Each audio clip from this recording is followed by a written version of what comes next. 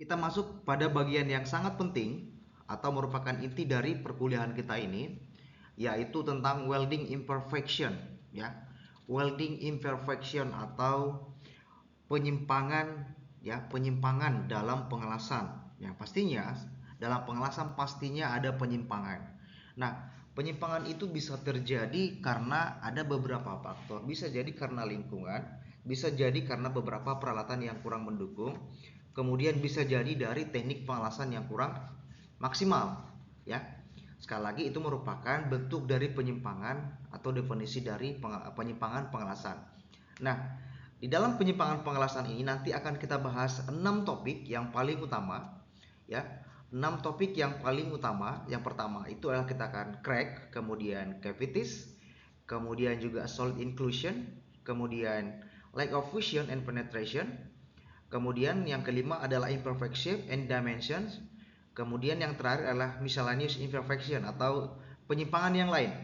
Nah, kemudian nantinya juga eh, kita juga bertujuan untuk yang pertama adalah apa sih discontinuities yang ada pada pengelasan, ya. Apa sih yang ada discontinuities atau penyimpangan atau bentuk cacat las yang ada setelah hasil proses pengelasan. Nah, yang kemudian yang berikutnya adalah kita nanti akan belajar bagaimana cara penggunaan welding gauge, ya.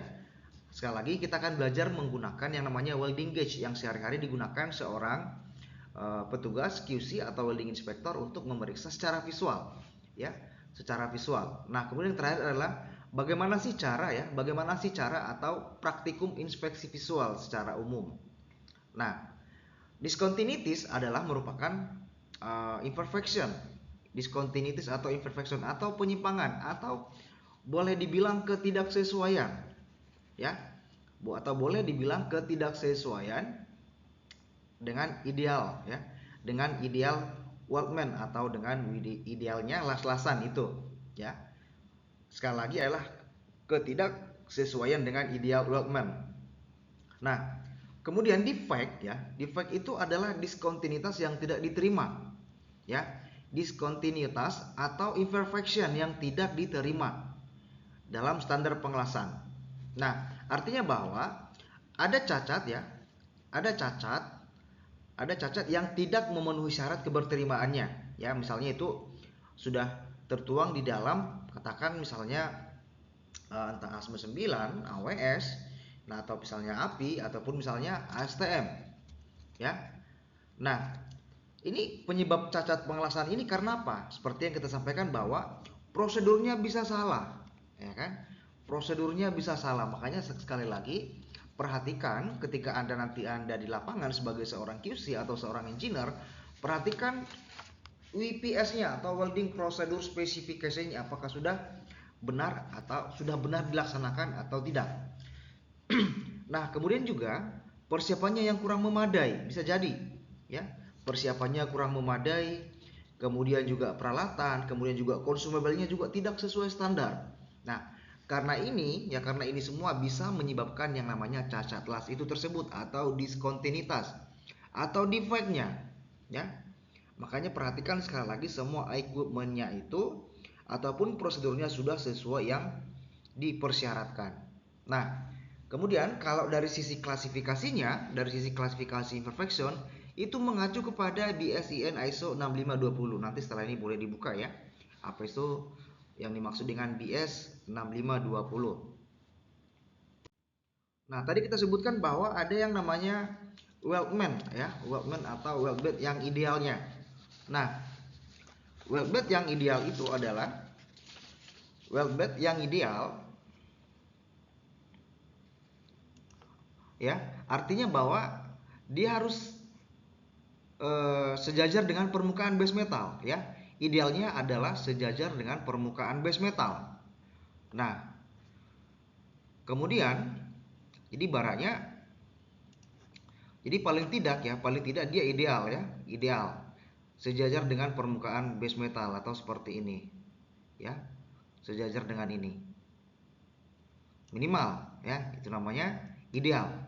Nah, kemudian katanya tinggi weld bed, ya, atau las-lasan itu ya, yang ini seksifnya itu tidak boleh, baik itu pada cappingnya, ini capping ya, ini capping atau lapisan akhir ya, dan ini adalah akar ya, ini adalah akar atau root. Nah, ini tidak boleh eksesif ya, tidak boleh tinggi, makanya sudah ditetapkan oleh aturan yang berlaku. Mungkin kalau kita lihat ya, pada ASMA itu mengatakan bahwa capping itu misalnya katakan maksimal adalah 3 mili misalnya begitu. Ya udah, bahwasanya nanti ketika lapisan akhirnya atau cappingnya itu uh, reinforcementnya ya, cappingannya itu harus 3 mili maksimum. Nah, kalau di root misalnya katakan bahwa harus maksimal 2,5 mili, maka kita juga harus 5 mili. Nah, kemudian katanya berikutnya lagi, yang ideal itu adalah wellbed harus full mengisi bifold. Nah, yang ini nih, atau fusion line yang ini kan berbentuk bifold nih. Ini bifold ya. Itu katanya tidak boleh kurang. Ya, harus mengisi full. Nah, kalau kurang itu namanya lag ya, ada disebut dengan lag. Nah, kemudian to blend ya, to blend seperti yang kita bahas tadi, atau ketinggiannya itu ya. Ini harus smooth, harus halus ya. Harus halus. Nah, seperti yang ditunjukkan panah merah ini ya. Ditunjukkan panah merah ini. Jadi idealnya dia seperti ini. Nah, jadi kalau kita perhatikan ya, dari bagian-bagiannya excess ya, excess atau tinggi las-lasannya yang ini ya. Atau ini. Kemudian root penetrationnya atau tembusan akarnya ya, kemudian juga lebar dari rootnya atau akarnya ya, kemudian dengan cappingannya ya, lebar cappingan. Nah, jadi ini yang bentuk yang ideal, yang di panah kiri ini ya, inilah yang disebut dengan ideal. Nah, ini kan yang namanya to blend ya, atau eksesif, ini juga eksesif ya, ini juga to blend ya. Nah, ini tidak diperbolehkan, tapi harus di repair kembali.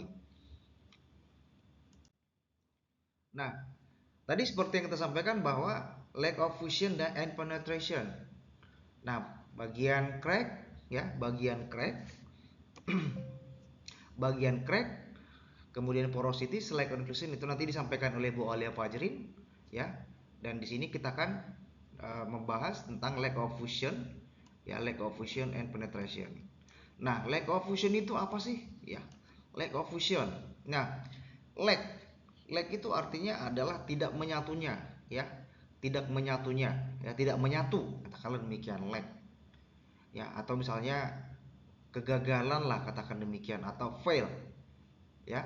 Di sini katanya tidak menyatunya atau tidak seragam ya, tidak seragam antara weld metal dan parent metal ya, tidak seragamnya atau tidak menyatunya antara weld metal, yang ini weld metalnya, dengan parent metal atau base metalnya ya. Ini kalau secara secara makro ya, ini kita lihat jelas bahwa weld metalnya tidak fusi dengan atau tidak menyatu dengan base metalnya.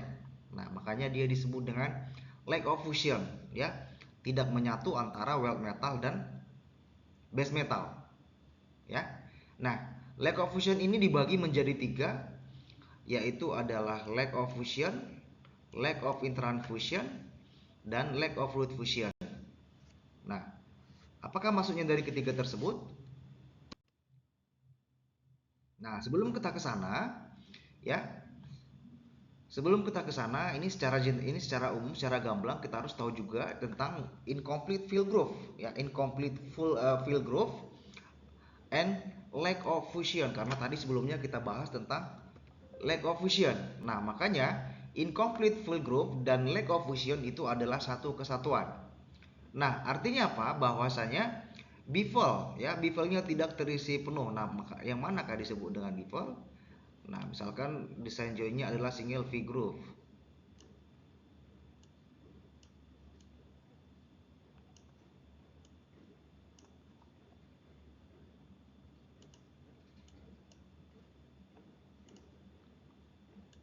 Oke. Nah, inilah yang disebut dengan bevel.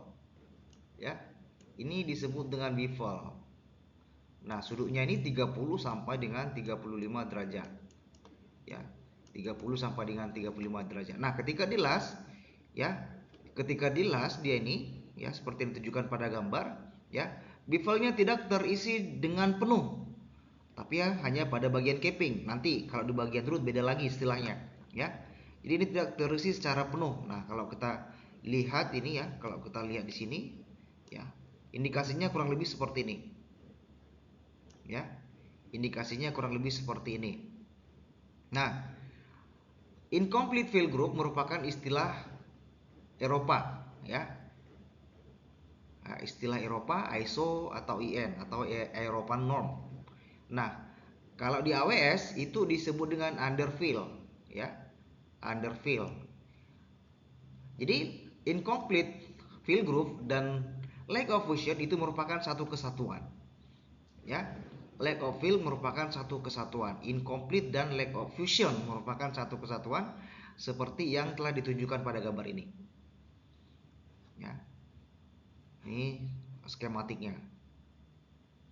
Nah, yang tanda panah hitam ini adalah yang lack of fusion, ya. Kita lihat juga sama-sama bevelnya tidak terisi penuh, ya, sama-sama tidak terisi penuh.